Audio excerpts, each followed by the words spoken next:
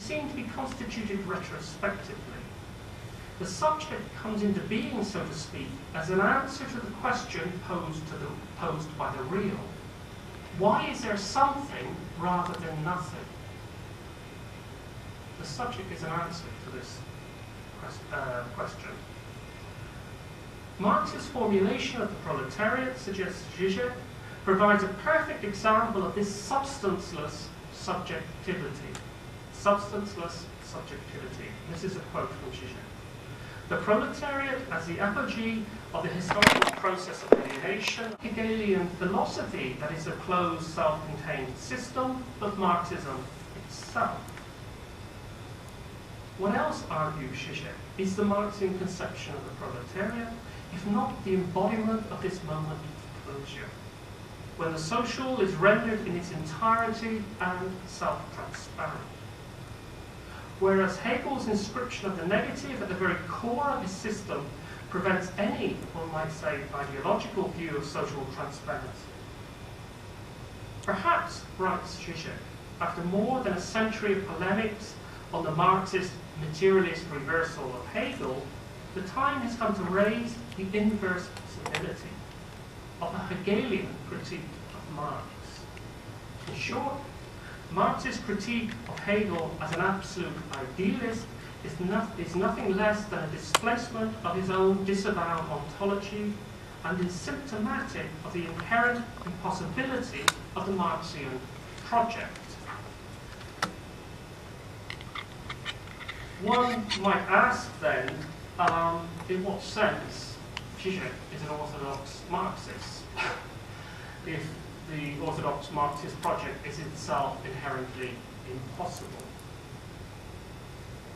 Okay, let me just conclude with a few points. What I've tried to show here, through looking at Zizek's Lacan and looking at Zizek's Marx, is that there is nothing what we might call particularly orthodox, however much Zizek says this. He's not an orthodox Lacanian, he's not an orthodox Marxist in any sense.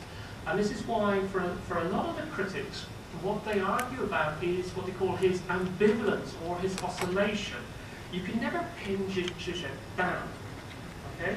You think he's saying something in one paper, in one book, and you think, great, this is it. Then you read the next book, so you have all these exhortations to the act, all these exhortations to revolutionary overthrow capitalism, etc., etc. And then you read that actually this is impossible. Right? This is not what he's talking about at all. So his critics are always unsure, is there a coherent, consistent project there or not?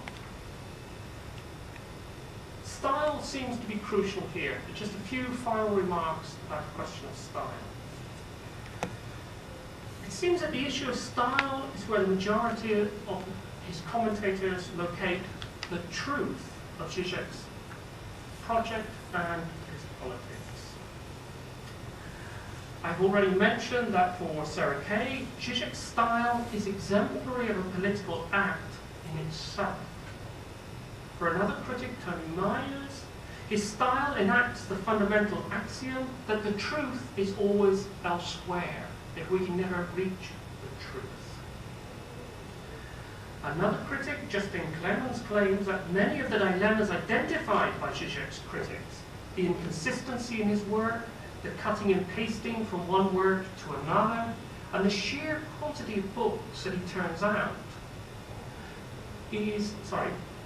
the focus on the content of works rather than their form, the factual and interpretive errors he makes. He frequently makes errors in the reading of literature and the reading of films, for example, but also many philosophers say in the reading of philosophy itself, can all be accounted for in terms of questions of style. The sheer breadth of Zizek's work is only matched by its equally compulsive repetition of the same. The repetition of stock phrases and words, of jokes and examples, and above all, the repetition of themes. And I mentioned earlier that, if you go back and read, I've been reading Zizek for about 10 years or more, I don't know now. But if you go back and you read the Sublime Object of Ideology, all almost all of his ideas are in that book. He's elaborated them over and over and over again. And this in itself is interesting psychoanalytically, all right? This act of repetition, this continuous repetition. What is truly distinct about Zizek's style is its rapidity of change, a rapidity that seeks to match the pace of change in a postmodern world, as well as to enact the development of his own thought processes, as he attempts to revise and rectify and clarify his positions.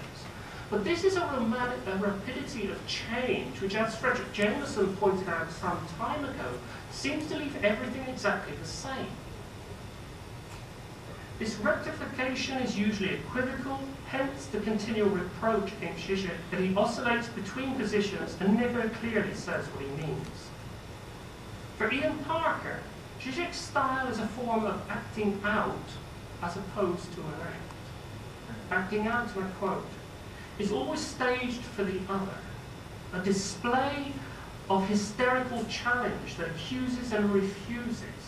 So when Zizek accuses and refuses his readers, he also does so as someone who knows something more than ourselves about what we enjoy. And I think this is precisely why we like Zizek so much, because he's acting out for us. Okay, shall I stop here?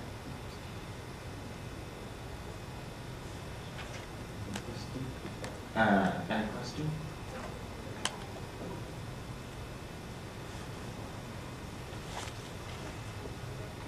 One question is a bit outside topic, maybe.